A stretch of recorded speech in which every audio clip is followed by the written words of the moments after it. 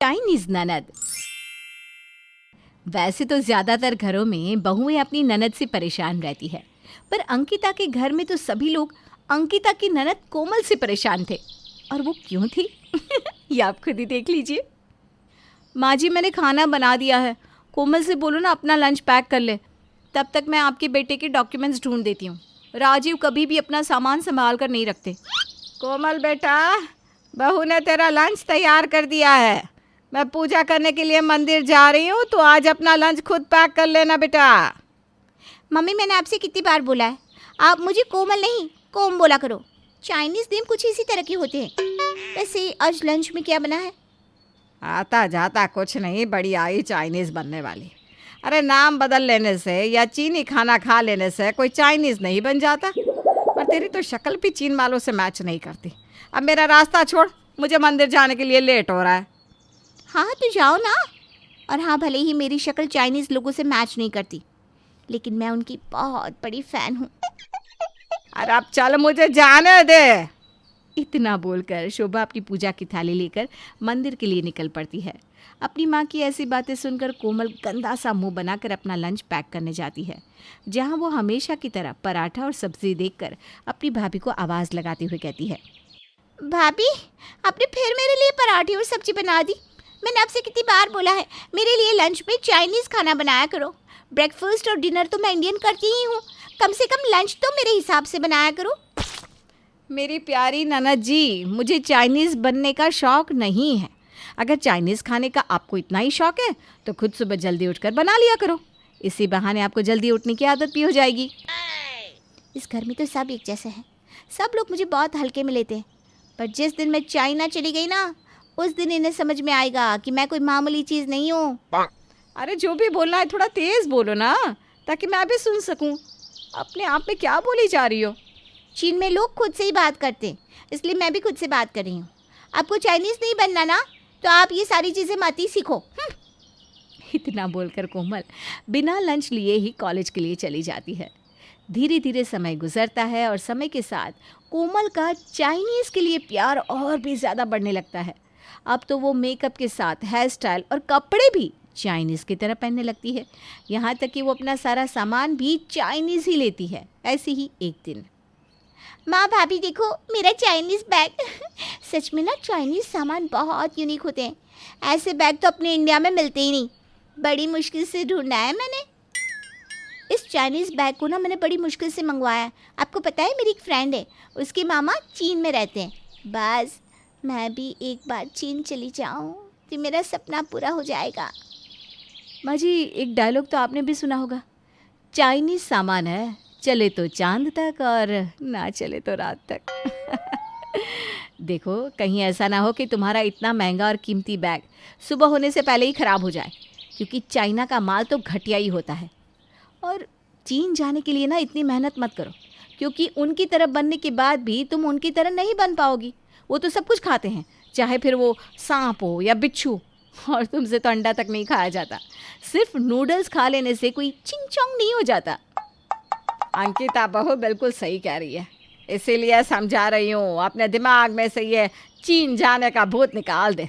Chinese बनने की कोई ज़रूरत नहीं है, इंडियन है, इंडियन ही बन के रहे। समझ में आया? आप लोग भी देख लेना, मैं एक दिन चाइना जाकर दिखाऊंगी। इसीलिए तो मैंने अब चाइनीज़ लैंग्वेज सीखने के लिए क्लास भी ज्वाइन कर ली है। अब मैं उनकी तरह बोलना भी सीखूंगी और खाना भी सीख लूँगी, और एक बार यहाँ से जाने के बाद वापस कभी नहीं आऊँगी। देखना फिर आप लोग खुद मेरे पीछे पीछे आओगे। इतना बोलकर कोमल वहाँ से चली जाती है। पर कोमल की ये बात सुनकर पूरा घर परेशान हो जाता है, क्योंकि कोमल चाइनीज़ लोगों को इतना पसंद करने लगी थी कि वो खुद को काफ़ी बदल चुकी थी। लेकिन कोमल को लाइन पर लाने के लिए अंकिता और शोभा एक प्लान बनाते हैं। बहू, मुझे तो कोमल की बातों से अभी से डर लगने लगा है। अगर ऐसे ही चलता रहा तो मेरी बेटी कहीं चाइनीज़ ही ना बन जाए, और फिर वो भी चिंग चोंग करती ना फिरे। ना बाबा ना, मैं अपनी बेटी को चिंग चोंग नहीं बनने दूंगी। मेरी बेटी यहीं मेरे पास रहेगी। माँ जी, आप बेकार में ही परेशान हो रही है। कुछ ही दिनों में ननद के सर से चीनी बनने का भूत उतर जाएगा। मुझे तो नहीं लगता। बहू तो देख रही है ना, कोमल पहले चाइनीज़ लोगों के बारे में सिर्फ बात करती थी, फिर उसने अपना हुलिया बदला, फिर उठना बैठना, और अब तो वो चाइनीज़ भाषा भी सीख रही है।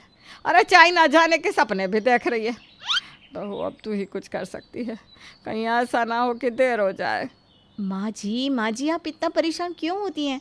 मैं हूँ ना, आप चिंता मत कीजिए, सब ठीक हो जाएगा। ननद जी के सर से मैं चाइना का भूत उतार के ही रहूँगी, पर इसके लिए हमें कुछ सोचना पड़ेगा। अब दोनों सास बहू काफ़ी देर तक सोचती है कि वो आखिर ऐसा क्या करे कि कोमल के सर से चीनी लोगों का भूत उतर जाए। ऐसे ही एक दिन दोनों सास बहू मार्केट जाती हैं, जहाँ उनकी टक्कर एक ऐसे लड़के से होती है जो दिखने में बिल्कुल चाइनीज़ था, पर वो था तो इंडिया का ही रहने वाला। अंकिता बहू, ये लड़का तो बिल्कुल चाइनीज़ लग रहा है। कहीं चाइनीज़ लोग हमारे देश में तो नहीं आने लगे? पर जो भी हो, इन चाइनीज़ लोगों में ना बिल्कुल सफाई नहीं होती। इससे साफ तो हमारे देश के छोटे बच्चे होते हैं। देख ज़रा कैसे इसकी नाक टपक रही है, कैसा पागल सा लग रहा है ये चाइनीज़ लड़का। अरे आंटी जी, ये तुम क्या बोल रही हो? मैं हिंदुस्तानी हूँ, बस मेरी शक्ल चाइनीज़ जैसी है। और देखो, मैं हिंदुस्तानी की तरह सिर्फ नूडल्स खाता हूँ, उसमें एग डालकर। इतना बोलकर वो लड़का ज़ोर से हंसता है तो उसकी नाक बाहर आ जाती है। उस लड़के को देखकर अंकिता की हंसी नहीं रुकती, और तभी उसके दिमाग में एक प्लान आता है और वो अपनी सास के कान में कहती है, माँ जी, इस चीनी जैसे लड़के को देखकर मेरे दिमाग में एक आइडिया आया है। इस लड़के के सहारे हम ननद जी को सुधार सकते हैं। वो कैसे बहू? इस लड़के को देखा है? अरे गेंडे जैसा बड़ा हो गया है, पर दिमाग चूहे से भी छोटा है। यही तो खासियत है माँ जी इस लड़के की। और सोने पे सुहागा, उसका चेहरा बिल्कुल चाइनीज़ जैसा है, जिससे हम भी धोखा खा गए। वैसे ही ननद जी भी धोखा खा जाएंगी, और जब वो देखेगी कि चाइनीज़ लोग इतने बेवकूफ़ होते हैं और गंदे तरीके से रहते हैं, तो खुद ही चाइनीज़ बनना और चाइनीज़ जाने का सपना छोड़ देंगी, क्योंकि ननद जी को बेवकूफ़ लोग तो पसंद नहीं। अंकिता का ये आइडिया सुनकर शोभा की परेशानी कम हो जाती है। अब अंकिता और शोभा उस लड़के को 1000 रुपये के नाम पर 10 रुपये पकड़ा देते हैं और अपने साथ घर ले आते हैं, जहां वो उस लड़के को कोमल के सामने बिठा देते हैं।